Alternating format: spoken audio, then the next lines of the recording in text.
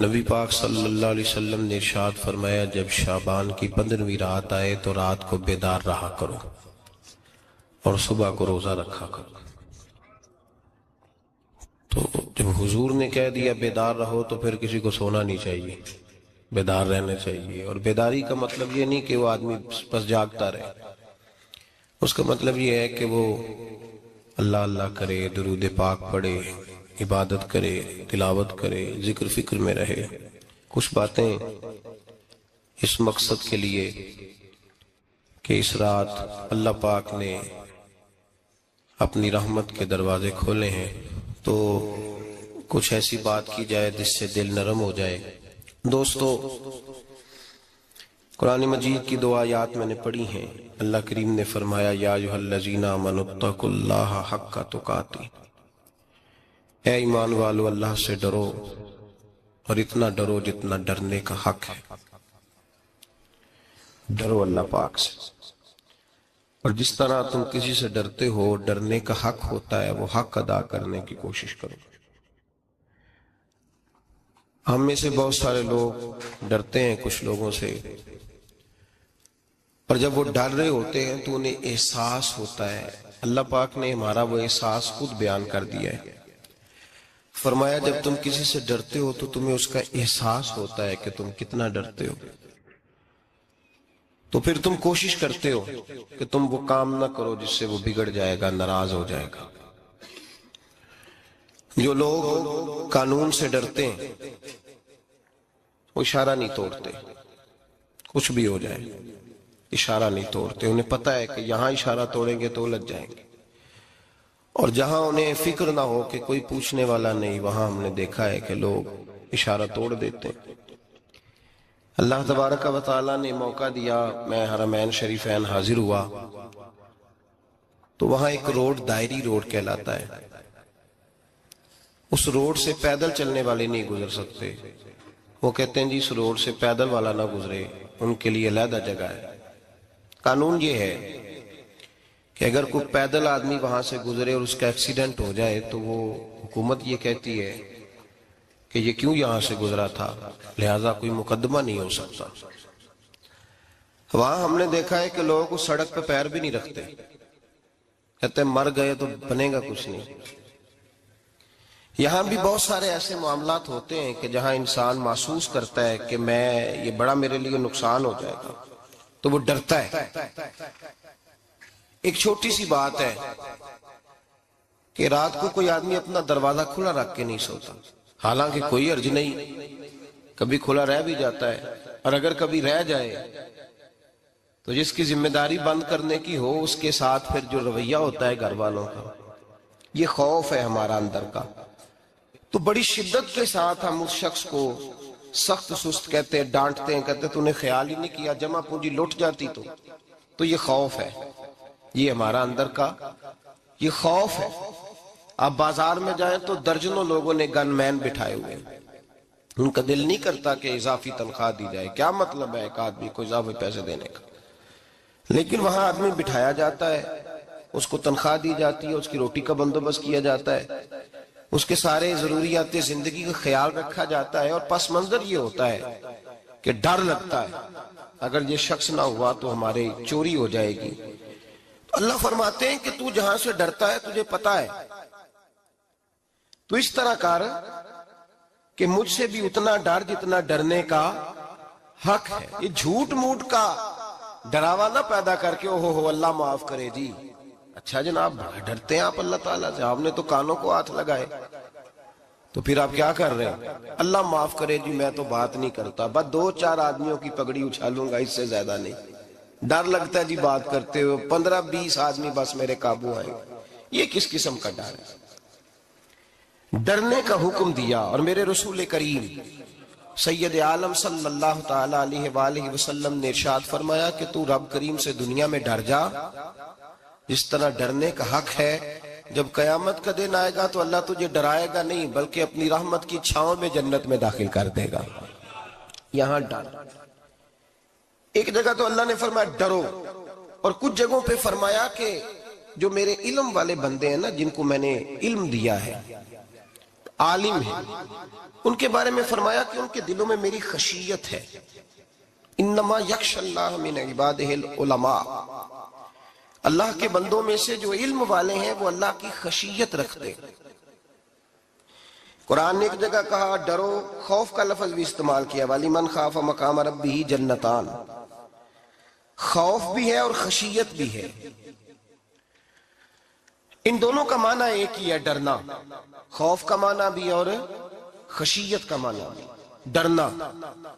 جب آپ علماء لغت کو پڑھیں گے، عربی ادب کو جاننے والے لوگوں کا مطالعہ کریں گے، تو انہوں نے یہی لکھا ہے کہ ان دونوں کا معنی ڈرنا ہے. میری طرف دیکھیے، توجہ کریں، کچھ سمجھانے لگا ہوں، اس نقطے کو ضرور سمجھیے گا. خشیت کا معنی بھی ڈرنا ہے، خوف کا معنی بھی. لیکن جب صوفیاء کے پاس جائیں نا، صوفیاء جو قرآن و سنت کی روح کی تفسیر کرنے والے ہیں، تو وہ کہتے ہیں نہیں، خشیت اور خوف میں فرق ہے. خوف اور ہوتا ہے، خشیت صوفیاء اس کی تفسیر اور کرتے ہیں. وہ کہتے ہیں خوف بھی ہوتا ہے اور خشیت بھی ہوتی ہے، الگ الگ چیزیں ہیں، ایک نہیں. بڑی خوبصورت بات ہے، اگر آپ سمجھ گئے تو آپ کو فائدہ دے گی. صوفیاء یہ کہتے ہیں کہ بھائی خوف ہوتا ہے اپنے گناہوں کا، کہ میں نے یہ گناہ کیے ہیں، اگر اللہ نے مجھ سے پوچھا تو مجھے بڑا خوف آتا ہے، مار پڑے گی، یہ خوف ہے. پھر سمجھ لیں، ایک آدمی نے حرام کا مال اکٹھا کیا ہے زندگی میں، معاذ اللہ اس نے بڑے پاپ کیے، گناہ کیے، شراب پی، بدکاری کی، معاذ اللہ تعالیٰ ثم معاذ اللہ. اب اسے ڈر لگ رہا ہے کہ اللہ تبارک و تعالیٰ نے پوچھا تو میں کیا جواب دوں گا. یہ خوف ہے. اور خشیت یہ ہے کہ ایک آدمی سارا دن نماز پڑھتا ہے، روزہ رکھتا ہے، عبادت کرتا ہے، اللہ کو یاد کرتا ہے، پھر بھی ڈرتا ہے. یہ خشیت ہے، یہ خشیت ہے. جو گناہوں سے ڈرے وہ خوف ہے، اور جو رب کی ناراضگی سے ڈرے وہ خشیت ہے. جو کہے یار میرا رب کہیں ناراض نہ ہو جائے، میرا رب کہیں مجھ سے. بڑی خوبصورت مثال دی. میں نے اپنے صاحب سے پوچھا کہ حضور یہ مسئلہ کیا ہے، تو فرمانے لگے ایک بادشاہ نے ایک غریب کی بیٹی اسے پسند آ گئی تھی، تو اس نے عزت کے ساتھ اس سے شادی کر لی، رشتہ بھیج کے وقار کے ساتھ.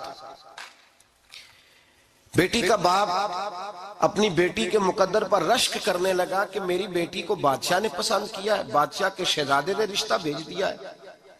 شہزادہ بیاہ کے لے گیا بیٹی کو. 20 کنیزائیں، نوکرانیاں اس عورت کی خدمت کرنے پہ لگی ہوئی ہیں. توجہ ہے، اس کا ہر حکم ماننے کو تیار ہے. لیکن وہ بی بی سویرے بھی رو پڑتی ہے اور شام کو بھی رو پڑتی ہے، روتی رہتی ہے. اس سے کسی نے پوچھ لیا کہ بی بی تو روتی کیوں ہے؟ 20 کنیزائیں ہیں، گھر میں سکون ہے، ہر شے ہے، تو روتی کیوں ہے؟ تو وہ کہنے لگی اصل بات یہ ہے کہ جو کچھ مجھے ملا ہے میں اس کے قابل نہیں تھی، تو میں ڈرتی ہوں میرا سائیں کہیں ناراض نہ ہو جائے. وہ ناراض نہ ہو جائے، میں قابل نہیں تھی، میری اوقات نہیں تھی. یہ من آنم کے من دانم، میں جو ہوں اس کا مجھے پتا تو ہے. اس نے میری حیثیت سے، میری اوقات سے، میرے ظرف سے، میری محنت سے بڑا بڑھ کے مجھے عطا کر دیا. میری چونکہ اوقات سے زیادہ دے دیا تو میں ڈرتی ہوں وہ ناراض نہ ہو جائے، کہیں میری یہ کھیل، یہ جو میں نے گھونسلہ بنایا ہے، یہ کہیں میرا ٹوٹ نہ جائے. میرے بھائی، میرے رسول کریم سید عالم صلی اللہ علیہ وسلم کے امت کے اولیاء، صلحاء، صوفیاء، اتقیاء، صحابہ، اہل بیت، یہ لوگ جب روتے تھے تو یہ کوئی اس لیے نہیں روتے تھے کہ یہ آج دوپہر کو چینی میں ملاوٹ کر کے آئے ہیں تو اس لیے رو رہے ہیں رات کو. اس لیے نہیں روتے تھے کہ آج انہوں نے جو شکر بیچی ہے اس شکر کے اندر بورا ملایا ہوا تھا. اس لیے نہیں رو رہے کہ آج 10 15 20 لاکھ رشوت کا مال بینک میں جمع کر، اس لیے تھوڑی روتے تھے. یہ تو اس لیے روتے تھے کہ اللہ تو نے بڑا کچھ عطا کیا ہے، کہیں ہم سے ناراض نہ ہو جانا. یہ تو اس کی خشیت میں رو رہے تھے.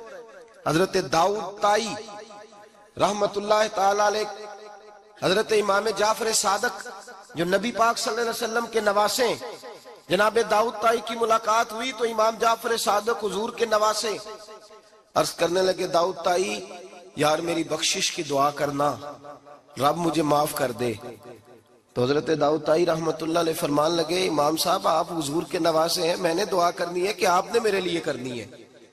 تو حضرت امام جعفر صادق رو پڑے، کہنے لگے یار تو نہیں کرنی ہے، اور اسی لیے تو تجھ سے دعا کرا رہا ہوں کہ کہیں ایسا نہ ہو نانا مصطفیٰ کی بارگاہ میں جاؤں تو وہ مجھے کہیں کہ میں کس طرح کا تھا تو کس طرح کا بن کے آیا ہے۔ یہی تو دعا کرانی ہے کہ میرے لیے دعا کر۔ جو جتنا بڑا ہوتا تھا نا اتنی زیادہ خشیت ہوتی، اور گناہگار کے تو اللہ تبارک و تعالیٰ بعضوں کا سزا دیتا ہے، آنسو سلب ہو جاتے، اس کو تو اپنے گناہوں پہ رونا ہی نہیں آتا۔ وہ تو روتا ہے بچہ نہ ہو تب روتا ہے، وہ تو روتا ہے پیسے نہ ہو تب روتا ہے، وہ تو اس وقت روتا ہے جب اس کا مال چلا جائے۔ اس کو تو بعضوں کا گناہگار کو تو بعضوں کا سزا ملتی، اللہ فرماتے تو دنیا کے لیے روئے گا، میرے لیے نہیں رو سکتا۔ اور جو رب کریم کے بندے ہوتے ہیں انہیں اللہ کہتا ہے تو دنیا سے بے نیاز ہے، تیری آنکھ سے آنسو جب بھی ٹپکے یا میرے لیے ٹپکنا چاہیے یا محمد مصطفیٰ کے لیے ٹپکنا چاہیے۔ آپ اگر اس بات کو تھوڑا سا غور کے ساتھ سمجھے تو تمام اولیاء صلحات کیا یہ رو رہے ہیں، تڑپ رہے ہیں، کیا اس کی وجہ تھی؟ نمازیں کم رہ گئی تھی، روزوں میں کمی تھی، فرائض ادا نہیں کرتے تھے کہ رویا کرتے تھے؟ کیوں روتے تھے؟ حضرت سیدنا عمر فاروق رضی اللہ تعالیٰ عنہ کے بارے میں صحابہ کہتے ہیں جناب عمر فاروق جب نماز پڑھاتے اتنا رویا کرتے تھے کہ 7ویں صف تک ان کے رونے کی آواز جایا کرتی، 7ویں صف تک ان کے رونے کی آواز جاتی۔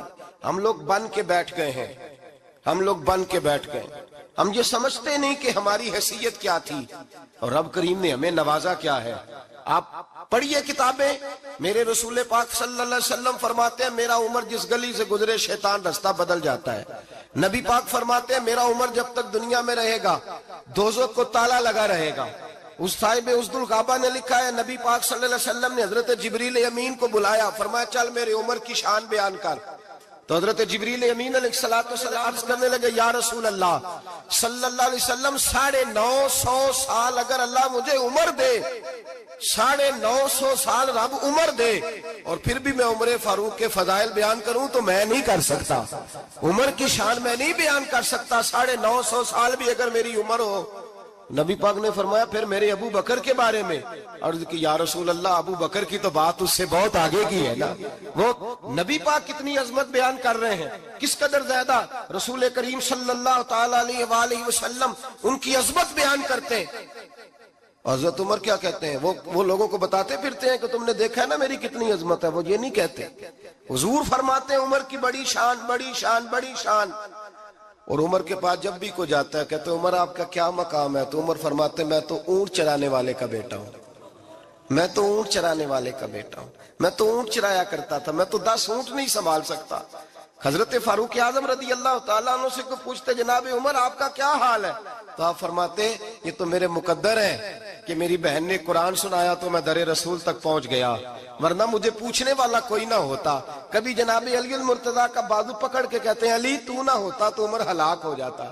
بھائی حضور شانیں بیان کرتے ہیں، نبی پاک کہتے ہیں میرے ابو بکر نے احسانات کیے، بڑے احسانات کیے، میں نے سب کا بدلہ چکا دیا، ابو بکر کا نہیں چکایا، اللہ کی بارگاہ میں عرض کروں گا یا اللہ تو ہی اسے بدلے دے۔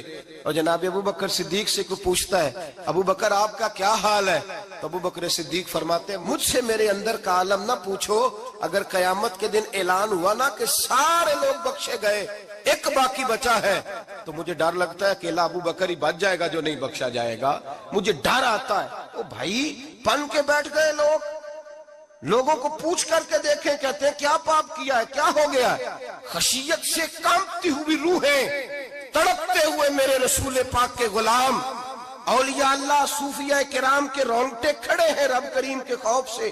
جو جتنا مالک کو جانتا ہے اتنا کانپ رہا ہے، اتنا ڈر رہا ہے، جس کی آنکھوں سے آنسو خشک ہے مطلب یہ ہے یہ رب کو جانتا ہی نہیں، اسے کیا خبر اس کا جلال کتنا ہے، اسے کیا خبر اس کا عذاب کتنا ہے، تو کیا جانے ان بطش ربک لشدید، جب وہ پکڑتا ہے تو بڑا سخت پکڑتا ہے۔ حضرت عثمان غنی کو 3 دفعہ میرے نبی پاک نے فرمایا جنتی ہے، جنتی ہے. العثمان فی الجنہ، العثمان فی الجنہ، العثمان فی الجنہ. 3 دفعہ حضور نے جنت کی بشارت دی. میرے مصطفیٰ کریم نے فرمایا میرا عثمان گلی سے گزرے تو فرشتے بھی اس کی حیا کرتے ہیں. جناب عثمان غنی جن کو میرے نبی نے 2 بیٹیاں دے کے کہا عثمان میری 100 بیٹی بھی ہوتی، ایک کے بعد دوسری انتقال کرتی جاتی تو میں ساری تیرے نکاح میں دے دیتا. وہی حضرت عثمان غنی قبر پہ کھڑے ہیں حضور کے وصال کے بعد. ایک قبر پہ کھڑے، آنکھوں سے آنسو جاری ہے، داڑھی ساری آنسوؤں سے بھر گئی ہے، روتے ہی جاتے ہیں، روتے ہی جاتے ہیں.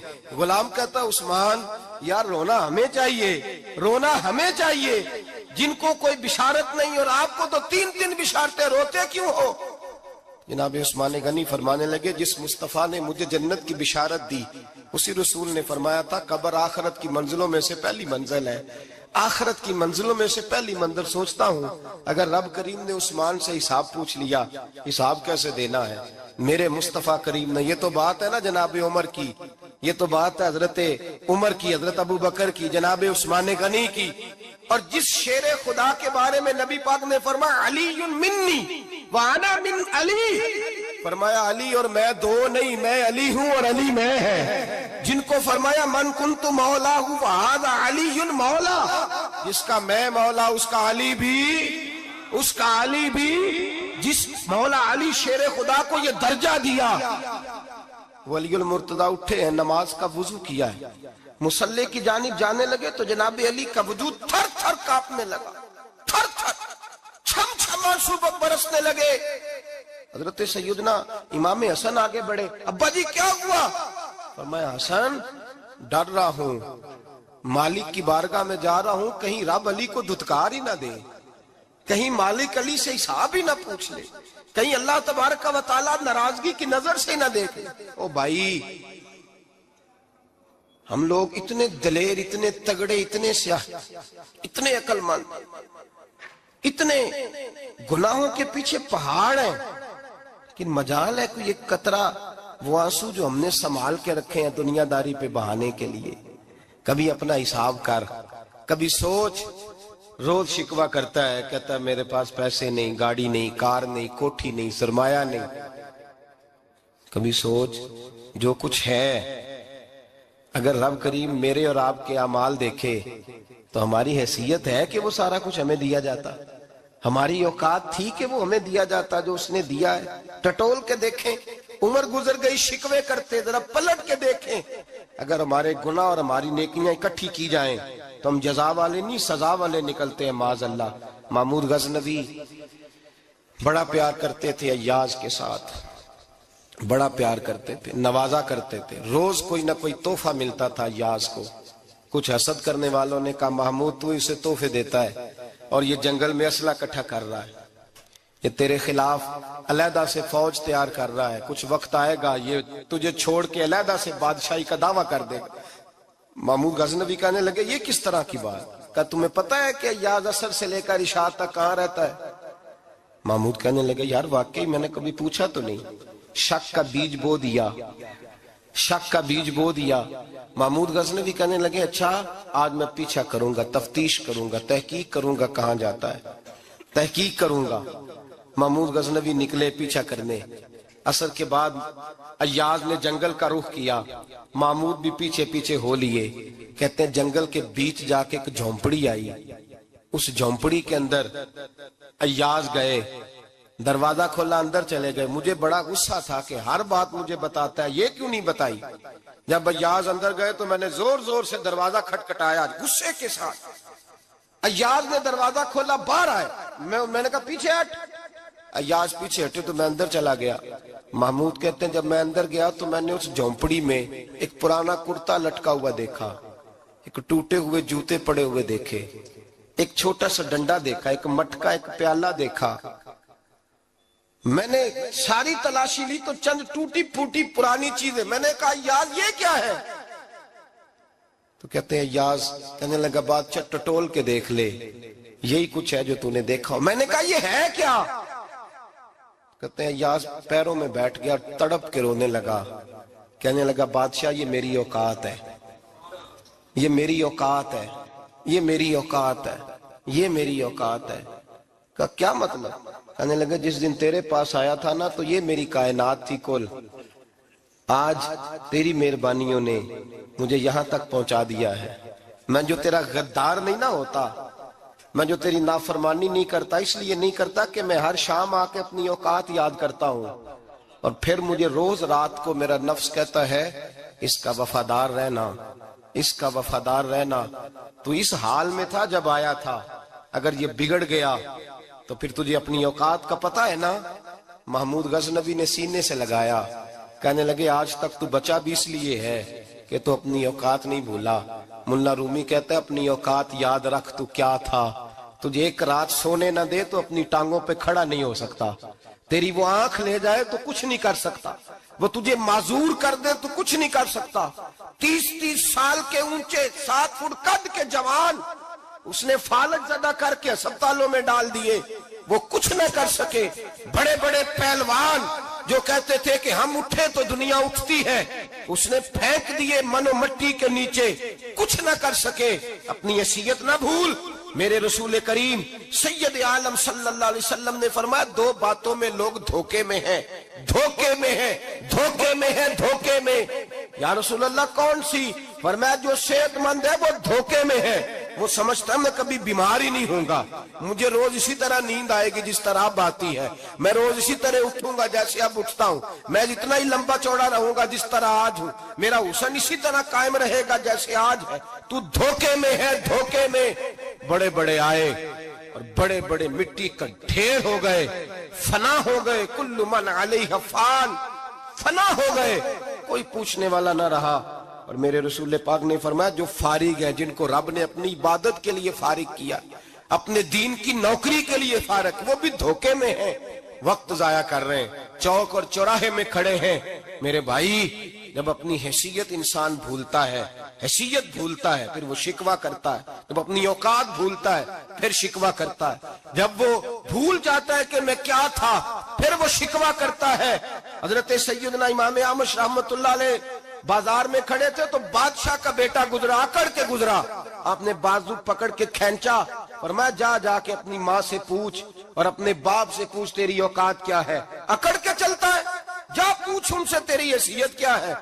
حضرت جناب سیدنا امام اعمش نے ڈانٹا تو واپس آیا، آگے کہنے لگا ابا وہ امام کیا کہتا تھا کہ میری اوقات کیا ہے، کیا اوقات ہے میری؟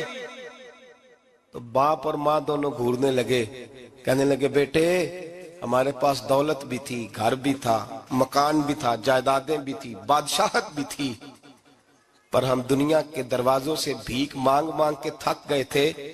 عرش کا مالک ایک بیٹا عطا نہیں کرتا تھا، ایک بیٹی نہیں دیتا تھا، تڑپ گئے تھے، روتے تھے، سسکتے تھے۔ پھر وہی امام احمد جنہوں نے آج تجھے گلی میں کھڑا کیا ہے اس کے دروازے پہ جا کے بیٹھ گئے۔ ہم نے کہا رب ناراض ہو گیا، دعا کرو ہم سے راضی ہو جائے، چلو زیادہ نہیں ایک لال ہی ہمیں دے دے۔ کہ امام اعمش دعائیں کیا کرتے تھے تو تب اللہ پاک نے تو ہمیں عطا کیا تھا۔ تیری او بھائی اپنی حیثیت کا تو تعین کر، تو بڑھ بڑھ کے باتیں کرتا ہے، تو بڑا کھل کھل کے بولتا ہے، اپنی حیثیت کا تو تعین کرنا، ذرا اندازہ تو کرنا کہ تو کون تھا، کہاں سے آیا ہے، تیری اوقات کیا ہے۔ یہاں لوگ 1 منٹ میں آگے نکل جاتے، پلٹ کے دیکھ تو صحیح۔ اور میرے بھائی جو بڑے لوگ تھے وہ تڑپا کرتے تھے۔ حضرت فضیل بن عیاض رحمت اللہ علیہ فرماتے ہیں بغداد میں بارش نہیں ہوتی تھی، قحط پڑ گیا، جانور پیاس سے مرنے لگے، جوان بچے بوڑھے نڈھال ہونے لگے۔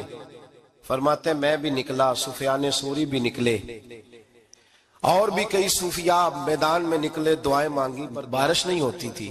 فرماتے ایک جھونپڑی سے ایک سفید بالوں والا اور گندمی رنگ والا ایک بوڑھا غلام نکلا جو کسی کا ملازم تھا، باہر آیا جھونپڑی سے، ہم اسے دیکھ رہے تھے، وہ ہمیں دیکھ نہیں رہا تھا۔ فرماتے ہیں اس کے چہرے پر عبادت کے نشان تھے، دور سے اس کا چہرہ دیکھتے لگتا تھا کوئی رب کریم کا بندہ ہے۔ فرماتے ہم اسے اللہ کا ولی جانتے تھے۔ اس نے دعا مانگی کہ تو لفظ پتہ کیا ہے دعا کے؟ ہاتھ اٹھا کے کہنے لگا مولا مجھے پتا ہے یہ جو بارش نہیں نہ ہو رہی ہے میری وجہ سے نہیں ہو رہی، میرے گناہوں کی بڑی لمبی فہرست ہے، بڑی لمبی لائن ہے۔ کہنے لگا اے اللہ میری اکیلے کی وجہ سے سارے بغداد کو سزا تو نہ دے۔ رب کریم جوان بھوکے، بچے بھوکے، مائیں ترس گئیں، بچے ترس گئے، جانور پانی کے قطرے، اللہ گناہ تو میرے اکیلے کے ہیں اور ان سب کو سزا کیوں دیتا ہے؟ نہ میری سزا سب کو تو نہ دے، میری سزا صرف مجھے دے، ان کو نہ دے۔ کہتے ہیں ابھی اس کے ہاتھ اٹھے ہوئے تھے، دعا بول رہا تھا، رب کریم نے فوراً بارش عطا فرما دی۔ فرماتے ہیں کھل کے بارش برسی۔ میں نے لوگوں سے پوچھا پتہ کرو کس کا غلام ہے، کہا فلاں آدمی کا۔ حضرت فضیل بن عیاض کہتے ہیں میں شام کو گھر چلا گیا، اس کے آقا سے بات کی، خرید لیا۔ میں جب اس کو خرید کے لایا، گلی میں جا رہے تھے تو مجھے کھڑا کر کے کہنے لگا فضیل میں نکما سا آدمی ہوں، بال بھی سفید ہیں، مجھ سے تو زیادہ کام ہی نہیں ہوتا، کیوں تو نے پیسے خرچ کیے؟ میں اس قابل ہی نہیں تھا، کیوں خریدا؟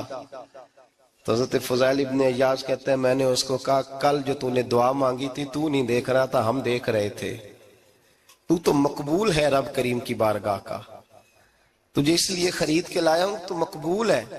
کہتے ہیں یہ لفظ سنے تو ٹھہر گئے، وہ کہنے لگے اچھا آقا مجھے 5 منٹ کا وقت ملے گا؟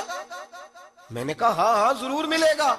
کہتے ہیں انہوں نے وہیں نماز کی نیت باندھ لی، 2 رکعتیں پڑھی اور 2 رکعتیں پڑھ کے ہاتھ اٹھائے، کہنے لگے مولا تیرا اور میرا راز تھا، تو نے راز کیوں کھولا؟ اللہ مسترنا بستری کل جمیل، یا اللہ تیرے پاس پیارے پیارے پردے ہیں، ایک پردہ مجھے عطا کر دے، مجھے اپنا رکھ، مجھے لوگوں کے سامنے میرے پردے نہ کھول۔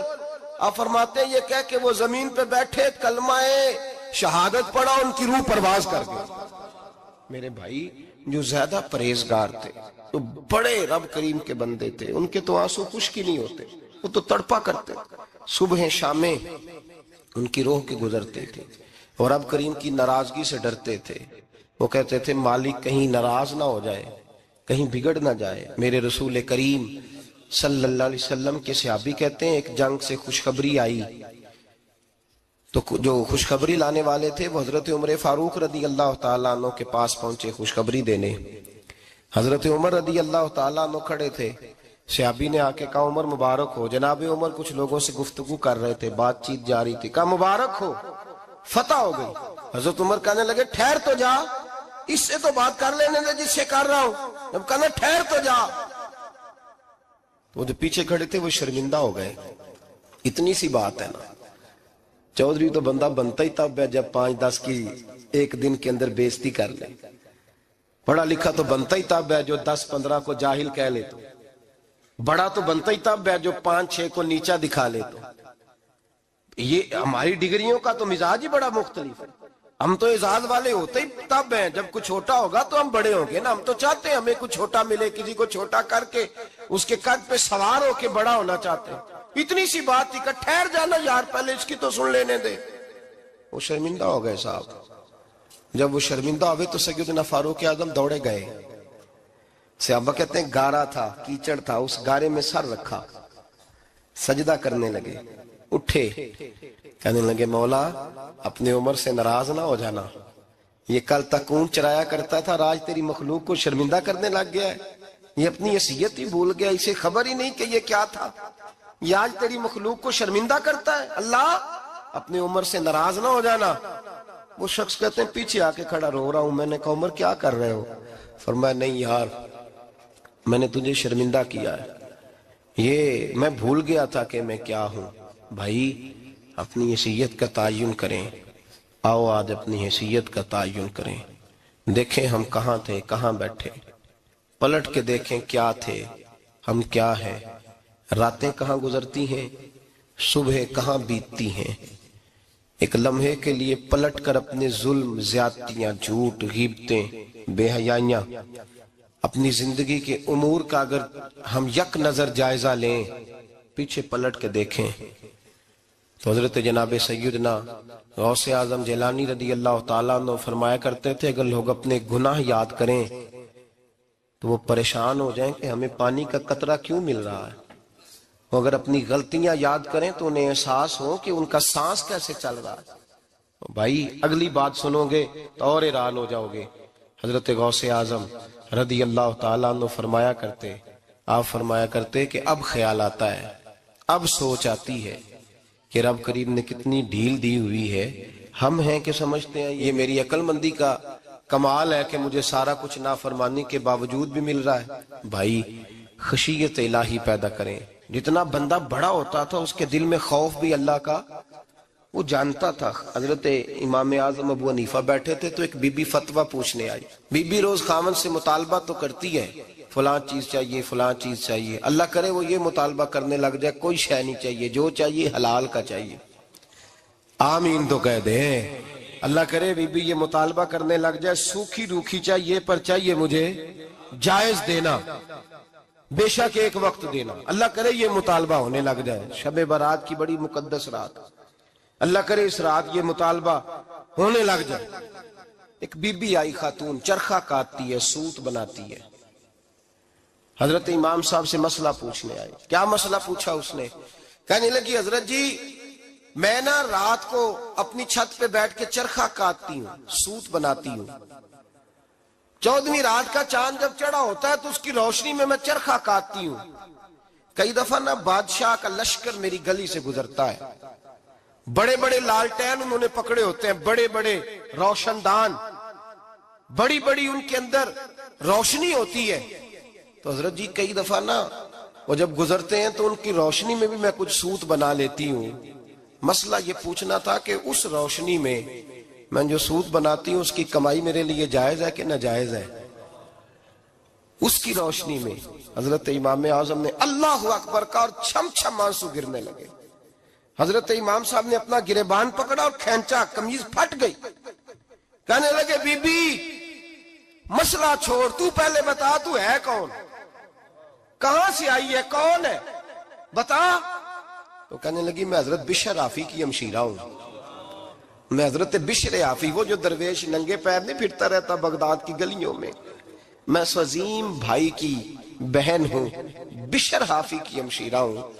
تو حضرت امام اعظم فرمانے لگے کوئی اور بی بی آتی تو اس کے لیے جائز تھا, کیونکہ وہ جان بوجھ کے تو کسی کی روشنی نہیں استعمال کرتی, خود آتی ہے. کوئی اور آتی تو جائز تھا, تیرا مقام بڑا ہے, تیرے لیے جائز نہیں, لیے جائز نہیں. تو اپنی حیثیت کا تعین کر, یہ تیرے لیے درست نہیں. بھائی بڑا تو تب ہوگا جب تیری احتیاط بڑی ہو جائے گی, بڑا تب ہوگا جب تیرا تقوی بڑا ہو جائے گا, بڑا تو تب ہوگا جب تو حلال حرام کے معاملے میں باریک باریک چیز کا خیال رکھے گا. اور اگر تو کہ خیر ہے دیکھی جائے گی, ساری دنیا کر رہی ہے, ساری زمانہ کر رہا ہے, فلاں بھی کر رہا ہے, وہ خدا کے بندے یہ کس طرح کا معاملہ ہے, یہ کس طرح کی جمہوریت ہے؟ اپنے آپ کو سمجھائیں. میرے عزیز خشیت والی زندگی پیدا کریں, تقوی والی زندگی پیدا کریں. ہم لوگ ایسا وقت گزار رہے ہیں, اور یہ یاد رکھنا ہمیشہ انسان دنیا میں آتے ہیں, اس شہر کے بہت سارے لوگ ہو گزرے, علماء, مشائخ, صوفیاء, تاجر, زمیندار. آپ کسی بھی شعبے میں ٹٹولیں گے تو آپ کو کئی نام ملیں گے. اس شہر محبت کے ڈھیروں لوگ ہو گزرے, اور یہ کہانی ہر شہر کی ہے. آج میں اور آپ یہاں بستے ہیں, کچھ وقت کے بعد ہم داستان ہوں گے. امام شافعی رحمت اللہ علیہ فرماتے ہیں میں ایک شہر سے گزر رہا تھا تو میرے پیر کو ٹھوکر لگی, میں نے زمین کھودی تو ایک کھوپڑی نکلی. کھوپڑی نکلی تو اس کے اوپر تاج بھی تھا. فرماتے میں نے شہر کے لوگوں سے پوچھا یہ کیا ہے, تو کہنے لگے یہ بادشاہوں کا قبرستان ہے, اس میں غریب دفن تو نہیں ہو سکتا تھا, دفن تو بادشاہوں کا خاندان ہے, لیکن افسوس کی بات یہ ہے کہ یہاں مٹی ڈالنے کوئی نہیں آتا. اب یہ سیدھی سڑک بن گیا. بھائی کبھی پلٹ کے دیکھ, ہزاروں لوگ آئے, اس روڈ سے کروڑوں لوگ گزرے اور منزل کو چلے گئے, لوگوں نے یاد نہیں رکھا. آپ اپنے حصے کا عمل کرنے آئے, ٹھیکیدار نہیں ہے کوئی اپنی اولاد کا, بال بچے کا, بہن بھائی کا. حق ضرور ہے, ان کے لیے محنت ضرور کرے گا, لیکن اس کو یہ اجازت نہیں ہے کہ وہ کہے کہ میں اب بڑا ذمہ دار ہوں تو میں نے 20 کروڑ بینک بھر کے جانا ہے. حضرت عمر بن عبدالعزیز رحمت اللہ تعالیٰ علیہ کے انتقال کا وقت آیا تو اپنے بیٹوں کو بلایا, فرمانے لگے بیٹو تمہارا باپ بزدل تھا, تمہارے لیے کچھ کر نہیں سکا. ابا جی کیا ہوا؟ فرمانے لگے بیٹے میں بزدل تھا، جہنم سے ڈر گیا، تمہارے لیے کوئی بینک بیلنس اکٹھا نہیں کر سکا۔ میں تھوڑا دلیر ہوتا، دوزخ سے نہ ڈرتا تو تجوریاں بھر کے جاتا۔ پرانے بادشاہ محل چھوڑ کے گئے ہیں، پر میرے پاس کچھ نہیں ہے، بادشاہ ہونے کے باوجود میں فقیر ہوں، خالی آ جا رہا ہوں، بزدل جو تھا۔ آپ نے جب یہ لفظ کہے تو بچے رونے لگے، کہنے لگے ابا جی ہمیں تو فخر ہے، ہمیں تو فخر ہے، جس گلی سے بھی ہم گزرتے ہیں کپڑے ہمارے سادے ہوتے ہیں پر لوگ دکانیں چھوڑ کے ملتے ہیں، کہتے ہیں نیک باپ کی اولاد جا رہی ہے، یہ بڑے مرتبے والے باپ کی اولاد جا رہی ہے۔ بھائی یاد رکھیں، خشیت الہی پیدا کریں، نہ اپنی ذات کے ساتھ ظلم کریں۔ اگر آپ کوئی بھی غلط کام کرتے ہیں تو اس کا جواب آپ نے دینا ہے۔ اگر آپ نے 1 کروڑ روپیہ ناجائز کمایا ہے تو وہ اللہ آپ سے نہیں، آپ کے بچے سے نہیں پوچھے گا، بیوی سے نہیں پوچھے گا، بہن بھائی سے نہیں، وہ آپ نے جواب دینا ہے۔ آپ نے اپنے اعمال پر غور کریں۔ آج شب برات ہے، میرے نبی کریم صلی اللہ علیہ وسلم نے فرمایا کہ میری امت کی اتنی بخشش ہوگی، مدینے میں سب سے زیادہ بنو کلب کا قبیلہ بکریاں پالتا ہے، ان کی بکریوں کے بالوں سے بھی زیادہ اللہ میری امت کی بخشش فرمائے گا۔ اس کو توبہ کی رات کہا جاتا ہے۔ توبہ کا مطلب یہ ہوتا ہے کہ اللہ میں آج کے بعد گناہ نہیں کروں گا۔ توبہ کا مطلب ہوتا ہے کہ میں آج کے بعد یہ غلطی، آپ کا ملازم کتنی بار غلطی کرے تو آپ رکھ لیتے ہیں؟ ایک دن میں 100 دفعہ کرے تو گنجائش ہے اس کو رکھنے کی؟ اللہ رکھ لیتا ہے، کہتا تو توبہ کر، ہے گنجائش؟ میرا خیال ہے جو 10 بار بھی کرے اس کے لیے بھی گنجائش ہے، اس کے لیے بھی گنجائش ہے۔ استاد باپ ہوتا ہے، بچے سے غلطی ہو جائے تو کہتا تجھے ارجانہ بھرنا پڑے گا۔ بچے لگے نہیں ہوتے اسکولوں میں، جرمانے لگے ہوتے ہیں، چھٹی کا لیدا ہے، فلاں کام کا لیدا ہے، حالانکہ باپ ہے۔ بھائی اللہ فرماتا ہے تو توبہ کر، اور توبہ یہ ہے کہ میں آج کے بعد یہ گناہ، جس آدمی نے کل 5 نمازیں نہیں پڑھنی اس کا آج توبہ کرنے کا کیا مطلب ہے؟ توبہ کا کیا مطلب ہے کہ میں آئندہ گناہ، تو جو سویرے 5 نمازیں نہیں پڑھنا چاہتا، کہتا ہے کل زور نہیں میں نے پڑھنی، چلو فجر تک جاگنا ہے، فجر پڑھ لوں گا، تو اس نے توبہ کی ہے؟ کوئی مذاق ہے؟ استغفر اللہ استغفر اللہ استغفر اللہ، معاف کر دے، کیا معاف کر دے؟ سویرے تو مسجد آئے گا۔ بھائی آپ کسی جگہ، ہم سادے لوگ ہیں، دیہاتی لوگ، یہ ہمارا دیہات کا ماحول ہے، بچے کو مارتے ہیں نا مدرسے والے کو، تو ہم کہتے ہیں دوبارہ کرے گا، تو کیا کہتا ہے اگوں، تو جو بچہ کہے تسی تھپڑ دو مار لو میں سویرے پھر کرنا جی، تو اس کو معافی ملے گی؟ یہ کیسی معافی ہے کہ سویرے میں نماز نہیں پڑھنی زور کی، لیکن یا اللہ معاف کر دے، یا اللہ، یہ جھوٹ ہے، یہ دھوکہ ہے، یہ مذاق ہے، مذاق نہیں کرے۔ اور بندہ کوئی سیاںا ہو تو مذاق برداشت نہیں کرتا، اور معاذ اللہ استغفر اللہ، رب کریم کے ساتھ مذاق، یا اللہ میری توبہ، یا اللہ میری توبہ، یا اللہ مجھے معاف کر دے، یا اللہ معاف کر دے، اور سویرے جھوٹ پھر بولنا ہے اٹھتے ہی، تو یہ کیسی توبہ ہے؟ توبہ کا مطلب ہوتا ہے کہ میں توبہ کرتا ہوں آج کے بعد گناہ، تو توبہ کو سمجھے تو صحیح نا میرے بھائی، توبہ کو سمجھیں۔ تمام صحابہ، چونکہ شراب حرام نہیں تھی تو ہر آدمی پیا کرتا تھا، جب حرام ہو گئی تو پھر کسی نے منہ نہیں لگایا، توبہ ہو گئی تو پھر ہو گئی، پھر معاملہ ختم ہو گیا۔ پھر کبھی قریب حضرت مرثد بن ابی مرثد البغوی رضی اللہ تعالیٰ عنہ حضور کے صحابی ہیں، آپ فرماتے ہیں میرے اندر ایک غلطی تھی، میرا بہت ساری خواتین کے ساتھ دوستانہ تھا، نبی پاک کی بارگاہ میں جب میں گیا اسلام کی بائعت کی تو حضور نے فرمایا تیری نظر جھکی رہنی چاہیے، خبردار کسی عورت سے تیرا، کہتے ایک نصیحت نبی پاک نے کی۔ آپ فرماتے ہیں میں نے اپنے دل کو اس طرح سمجھایا کہ عورتیں اگر میرے پاس آ کے کھڑی ہوتی تھی تو میرے اندر کا وجود کہتا تھا کہ ہو ہی نہیں سکتا میری توجہ جائے، اس لیے کہ توبہ کی ہے، اب دوبارہ ادھر توجہ جا سکتی؟ میرے بھائی توبہ کو اس کے مفہوم کے ساتھ توبہ کریں، جھوٹ نہیں بولیں، گناہ نہیں کریں۔ میرے رسول کریم صلی اللہ علیہ وسلم نے فرمایا استغفار پڑھا کرو، میں دن میں 100 مرتبہ استغفار کرتا ہوں۔ حضور کہتے ہیں میں دن میں، حضور 100 دفعہ دن میں استغفار کرتے۔ امام حسن کے پاس ایک شخص آیا، کہا میرے پاس اولاد نہیں، فرمایا استغفار پڑھ، ایک پھر آ گیا، اس نے کہا حضور میرے پاس روزی نہیں، فرمایا استغفار پڑھ۔ ایک اور آیا، اس نے کہا حضور بیماری بڑی ہے گھر میں، فرمایا استغفار کر۔ آپ کے صاحبزادے بیٹھے تھے، کہا ابا جی جو آتا ہے آپ استغفار ہی بتاتے ہیں۔ آپ فرمانے لگے جب کوئی بندہ توبہ کرتا ہے تو رب راضی بڑا ہوتا ہے۔ تو میں نے سب کو توبہ کا وظیفہ بتایا ہے، جس کی جو بھی مجبوری ہو اگر توبہ کر لے تو اللہ تعالیٰ اسے آسانی عطا کر دیتا ہے، اللہ اس پہ نظر رحمت کر دیتا ہے۔ اپنے آپ کو تبدیل کریں، نماز کو اس کی حقیقت کے ساتھ پڑھا کریں، اس کی حقیقت کے ساتھ نماز کو پڑھیں۔ 5 وقت مسجد میں حاضری دیں، چھوڑ کے سارے کام چھوڑ کے، باقی سارا کچھ بعد میں۔ آپ کا رشتہ لوگوں کے ساتھ زندگی کا ہے، موت کا نہیں ہے۔ آپ خود دیکھ لیں، جن کے بزرگ چلے گئے وہ ڈیلی جاتے ہیں قبرستان، کل وہاں بیٹھتا ہے 2 گھنٹے جا کے، والد صاحب ہیں، دادا جی ہیں، نانا جی ہیں، دیکھا کبھی کسی کو صبح گیا ہو شام آیا ہو؟ یہی حال ہمارا ہوگا، بالکل کوئی نہیں جائے۔ اور پھر جب کوئی انتقال کر جاتا ہے نا تو کوئی یہ نہیں کہتا کہ ابا جی کو غسل دے لو، کہتے ہیں میت کو غسل دو۔ ماں آنکھوں کی ٹھنڈک ہوتی ہے لیکن کہتے ہیں لاش کو اٹھاؤ، جنازے کو اٹھاؤ۔ آپ کے رشتے ناتے ختم ہو گئے۔ اگر آپ ناراض نہ ہوں تو مجھے جنازے پڑھانے کا موقع ملتا ہے، 1-2 بات عرض کرتا ہوں، اس کے بعد ذکر کرتے ہیں، انشاءاللہ دعا ہوگی۔ جنازوں پہ جانے کا اتفاق ہوتا ہے تو میں جنازے سے محسوس کرتا ہوں بہت ساری چیزوں کو۔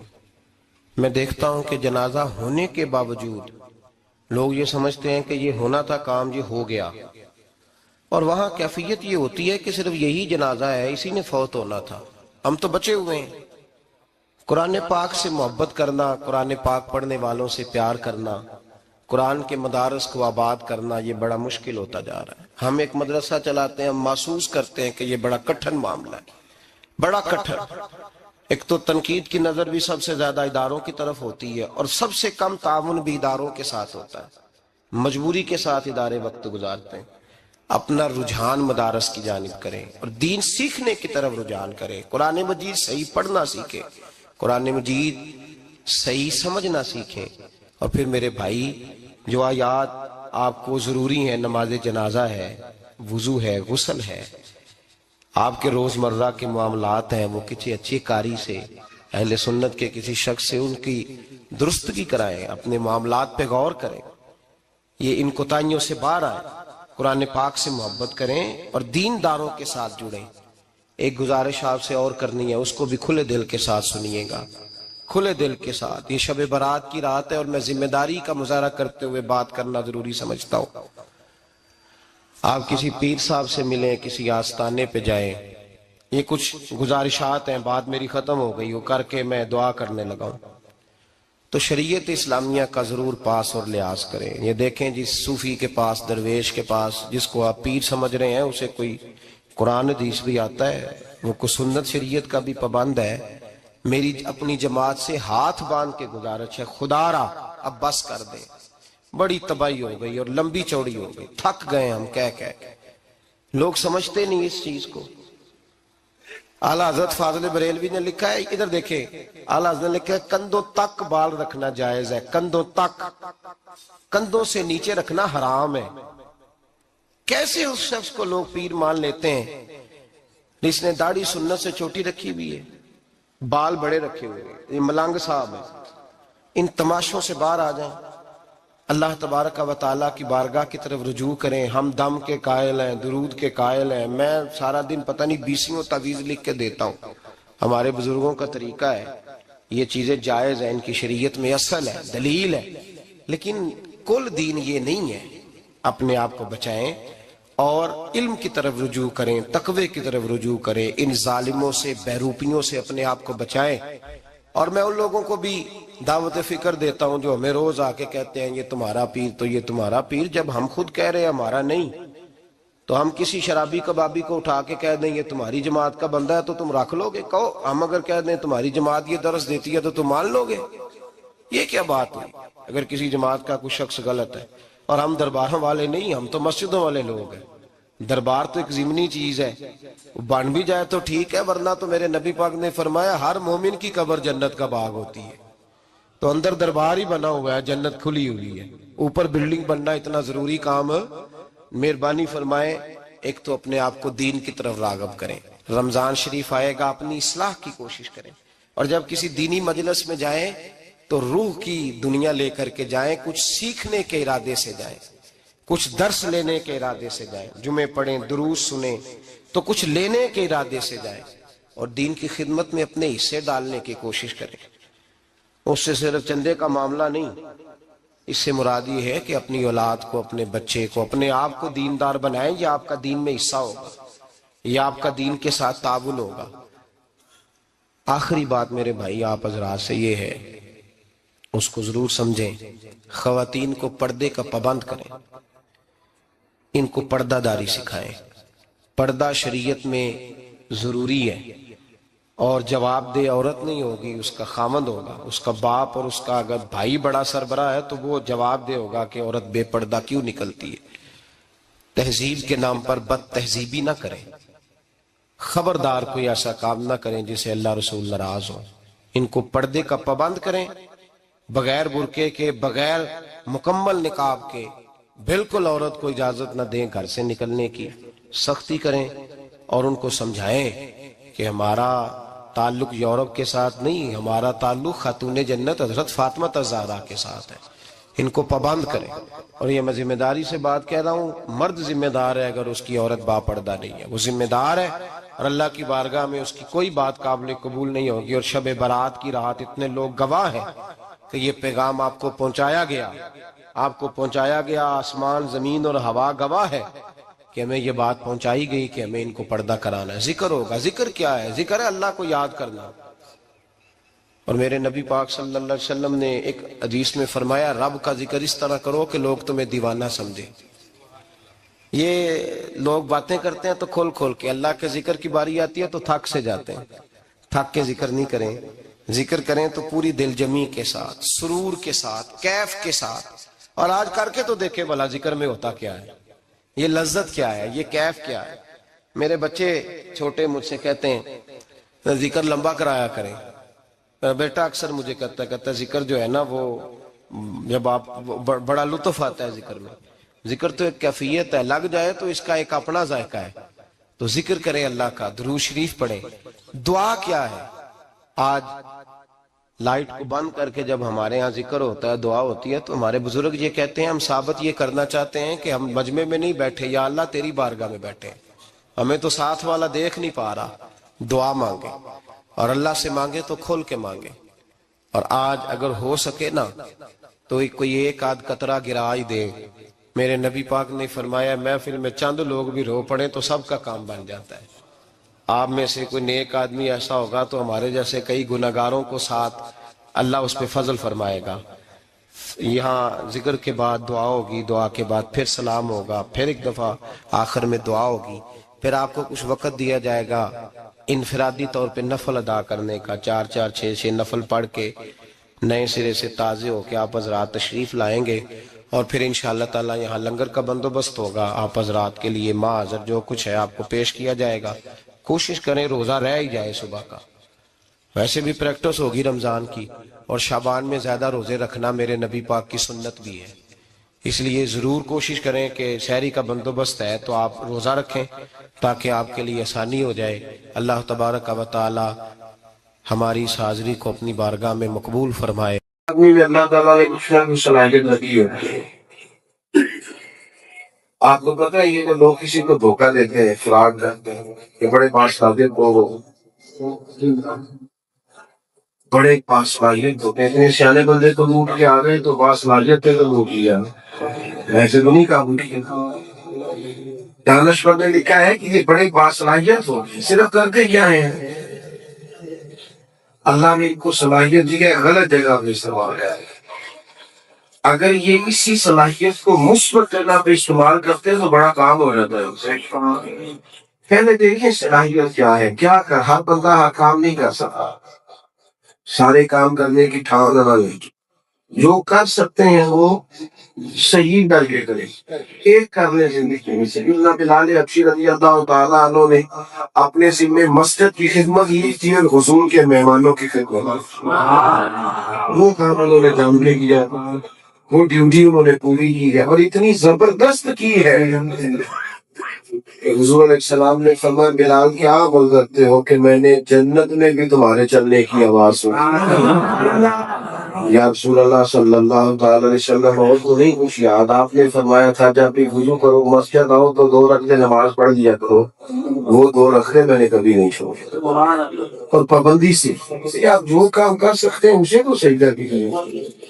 ایک کر لیں زندگی میں کام اور اپنے اس کام سے آپ اپنے لیے ذخیرہ آخرت کریں, نفع بخش اپنے وجود کو بنائیں. تیسری گزارش یہ ہے کہ کام کوئی بھی ہو خیر کا اسے معمولی نہ سمجھو. صحیح حدیث میں موجود ہے نبی کریم علیہ السلام نے فرمایا نیکی کو کبھی حقیر نہ سمجھنا. جو نیکی کا مقام ہے اسے کبھی بھی چھوٹا فرمایا کچھ نہ ہو سکے تو اپنے بھائی سے مسکرا کے مل لینا, اللہ صدقے کا ثواب ادا کرتے ہیں. 10 روپے آپ دے رہے ہیں کسی کے دل کو, لیکن اگر ذرا خوش دلی سے دے رہے وہ تو اللہ کے حبیب علیہ السلام نے فرمایا دوزخ سے بچ جاؤ چاہے کھجور کا ایک ٹکڑا صدقہ کر کے بچ جاؤ. دے ذرا خوش دلی سے اللہ کی نظام, ناراض ہو کے نہ دے, چہرے پر شکن ڈال کے نہ دے, اپنی طبیعت پر بوجھ محسوس کر کے نہ دے, اچھے طریقے سے بول. جو کام بھی کریں اسے کبھی چھوٹا نہ لیں. کوئی بھی آپ کر رہے ہیں, بچوں کو روزی روٹی کما کے کھلانا یہ بھی سب کا ہے تو کریں کام. پہلے تو نیت اچھی ہو پھر سے دیکھیے کر کیا سکتے ہیں اور پھر تو کریں اس کو کبھی حقیر ہے کبھی بھی چھوٹا نہ سمجھے. ہم کیا کرتے ہیں کہ ہم نہ سمجھتے ہیں کہ یار یہ تو بڑا معمولی سا کام ہے, اس سے کیا نتیجہ نکلے گا. تو بھائی کام کوئی بھی چھوٹا نہیں ہوتا, بندے کے ارادے ہی چھوٹے بڑے ہوتے ہیں. چوتھی گزارش آپ کی خدمت میں یہ ہے عزیز بھائیو کہ جو خیر بھی میسر آئے اسے کر دو. نبی کریم صلی اللہ تعالی علیہ وسلم نے ارشاد فرمایا کہ ایک آدمی ایک راستے سے گزر رہا تھا, اس نے دیکھا کہ این چوک میں ایک بڑا درخت لگا ہوا ہے. ایسے تو اسلام درخت لگانے کی بات کھیتی باڑی کو فروغ دیتا ہے, لیکن اس شخص نے دیکھا کہ یہ بالکل مین سڑک کے بیچ لگا ہوا ہے تو لوگوں کو گزرنے میں تکلیف ہوتی ہے, رستے مشاہدہ کرنی چاہیے, رستے تنگ نہیں کرنے چاہیے. ہمارے یہاں لوگوں کو بڑا شوق ہوتا ہے رستہ تنگ کرنے کا, موٹر سائیکل بالکل کھڑی کر کے نہ درمیان میں چلے جاتے ہیں. اور اگر وہ بندہ کہہ دے اگر آپ سے ہٹو تو بجائے اس کے کہ وہ اپنی غلطی مانے گی, یار غلطی ہوگی, اب کہنے تو آگے جانی جہاں پہ ایک تو آپ غلطی کر رہے ہیں زیادتی کر رہے ہیں, اوپر سے آپ طنز کر رہے ہیں. کیا چاہتے بندہ کہ آپ رستے کبھی بھی تنگ نہ کریں, رستے کو مشاہدہ کریں. اس شخص نے دیکھا کہ یہ تو رستہ تنگ ہو گیا, لوگوں کو گزرنے میں دقت ہوتی ہے. اکیلے آدمی نے کوشش اور اس نے محنت کر کے وہ درخت کاٹ دیا تاکہ لوگوں کا رستہ کشادہ ہو جائے. کریم فرماتے اس نے رستہ کشادہ کیا, اللہ نے اس کے لیے جنت کا فیصلہ فرمایا. کوئی عمل اپنی زندگی کوئی نہیں. آپ مکان بنانے لگے 5 فٹ جگہ چھوڑ دیں گے لوگوں کا رستہ کشادہ آسانی پیدا کرے, اللہ کو اس سے نفع ہو. 5ویں بات یہ کہ اگر آپ کوئی خیر کا عمل کر نہیں سکتے تو صرف اتنا کرے کہ لوگوں کے لیے آسانیاں کرنی شروع کریں. ایک ہوتا ہے ملکی قانون, ایک ہوتا ہے عالمی قانون, اور ایک ہے کچھ روحانی قوانین. اللہ کے روحانی قانون, مالک کی طرف سے کچھ قانون ایسے ہیں جو روحانی ہے. لوگ کہتے ہیں میں آسانی چاہتا ہوں تو اس کے لیے روحانی قانون یہ ہے کہ وہ لوگوں کے لیے آسانی کرے, اللہ اس کے لیے آسانی کر دے گا. لوگ چاہتے ہیں میرے اوپر مہربانی ہو تو اس کے لیے روحانی قانون یہ ہے کہ وہ اللہ کے بندوں پر مہربانی کرنی شروع کرے. میرا کام نہ آئے, کام ہوتے رہے, سارے آسانی سے ہو جائے, تو اس کے لیے روحانی قانون یہ ہے کہ آپ لوگوں کے کام لگ جائے. حضور نے فرمایا جب تک بندہ مخلوق کے کام لگا رہتا ہے اللہ تعالیٰ اس کی مدد کرتا رہتا ہے. تو روحانی قانون کو بھی فالو کرے تو اس میں گنجائش پیدا ہو جائے گی. یہ کیوں صحابہ کے لیے بڑی آسانیاں ہوتی رہی, کیوں بڑی آسانی سے حضرت ابوبکر صدیق سے لے کر جناب مولا علی شیر خدا کا خدمت کے کام سارے وہ لوگ بڑی دل جمی سے کرتے رہے. ان کا مقصد مخلوق کے لیے امت کے لیے آسانی کرنا تھا, ان کی مدد ہوتی رہی. یہاں جب مقصد ہی کچھ اور ہوتے ہیں, اقتدار میں آنے سے پہلے ہی مقاصد اور ہوتے ہیں, نوازنا اپنوں کو, اقربا پروری یہ مزاج ہوتا ہے, تو ظاہر ہے اس کی اچھے نتائج ہوگی. حضور سید عالم صلی اللہ تعالی علیہ وسلم کی حدیث بات سنے. کریم فرماتے ہیں کہ ایک شخص کا انتقال ہوا, اللہ کے حضور سے پیش کیا گئے گا. بندہ تاجر تھا, تجارت کے شعبے سے وابستہ تھا. کوئی صوفی درویش عالم یہ نہیں تھا, تاجر ڈیوٹی کرتا, تجارت کرتا. اللہ کے حضور پیش ہوگا میں مالک فرمایا تھا جا میں نے تجھے معاف کیا.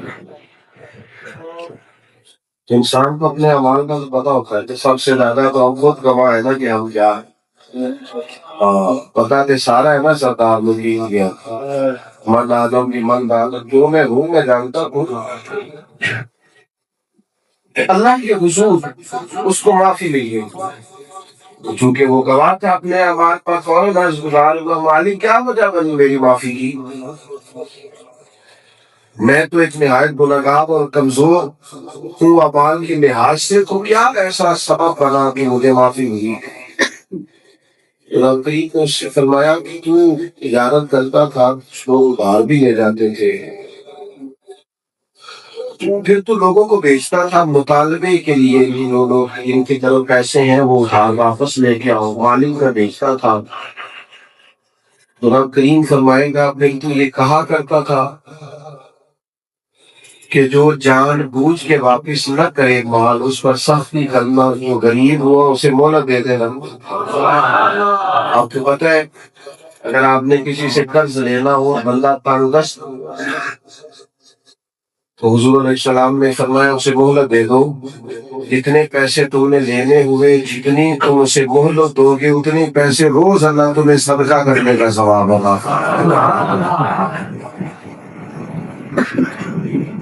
تو لوگوں سے کہتا تھا کہ بھائی تو بندہ جان بوجھ کے نہ دے, اس کا سختی کرنا, لیکن جو تمہیں غریب محسوس ہو, تنگدست محسوس ہو, اس کو ذرا گنجائش دے دینا, آ جائیں گے پیسے, ہمارا کام چلتا ہے. تو یہ کہتا تھا حدیث پاک میں موجود. تو بندہ کرتا مالک میں کہا کرتا تھا یار ہمارا گزارا ہوتا ہے, تو بندہ ہمارا ہوا غریب ہوا تو تھوڑے دن کی اور مہلت دینا, آ جائیں گے. تو رب کریم اس سے فرمائے گا تو میرے بندوں کے لیے آسانی کرتا تھا, تو میں تیرے لیے آسانی نہ کروں. فیصلہ ہم بھی کرتے ہیں سہولت, ہم بھی دیتے ہیں اسے پیسے لینے ہو نا کسی سے سہولت دیتے ہیں, پر تب جب بندہ سامنے ذرا تگڑا ہو, جس کا پتا ہو کہ یہ اکڑ جائے گا, اس کو کہتے ہیں پاجی پھر کس طرح دینے لگے. اور اگر بندہ بیچارہ غریب ہو تو اس کو تو کہتے ہیں شام سے پہلے دو. تو میرے بھائی 5 گزارشات آپ خدمت میں کی ہیں. ایک تو اپنی زندگی میں ارادے کبھی برے نہ کریں, اچھا ارادہ کریں. برے ارادے خوفناک انسان کی اخلاقیت روحانی زندگی کو تباہ کر دیتے. آپ اپنے آپ سے لڑتے رہتے آسانی. زمین میلی نہیں ہوتی, زمن میلا نہیں ہوتا, محمد کے غلاموں کا کفن میلا نہیں ہوتا. محبت کملی والے سے وہ جذبہ ہے سنو لوگوں, محبت کملی والے سے وہ جذبہ ہے سنو لوگوں، یہ جس من میں سما جائے وہ من میلا نہیں ہوتا۔ نبی کے پاک لنگر پر جو پلتے ہیں کبھی ان کی زبان میلی نہیں ہوتی، سخن میلا نہیں ہوتا۔ زمین میلی نہیں ہوتی، زمن میلا نہیں ہوتا۔ محمد کے غلاموں کا کفن میلا نہیں ہوتا۔ میرے آقا کی الفت تو بدن کو جگمگاتی ہے، کبھی اہل محمد کا بدن میلا نہیں ہوتا۔ گلوں کو چوم لیتے ہیں سحر نم شب نمی قطرے، نبی کی نعت سن لے تو چمن میلا نہیں ہوتا۔ جو نام مصطفیٰ چومے نہیں دکھتی کبھی آنکھیں، پہن لے پیار جو ان کا بدن میلا نہیں ہوتا۔ زمین میلی نہیں ہوتی، زمن میلا نہیں ہوتا۔ محمد کے غلاموں کا کفن میلا نہیں ہوتا۔ میں نازا تو نہیں فن پر، مگر ناصر یہ دعویٰ ہے، ثنائے مصطفیٰ کرنے سے فن میلا نہیں ہوتا۔ زمین میلی نہیں ہوتی، زمن میلا نہیں ہوتا۔ محمد کے غلاموں کا کفن میلا نہیں ہوتا۔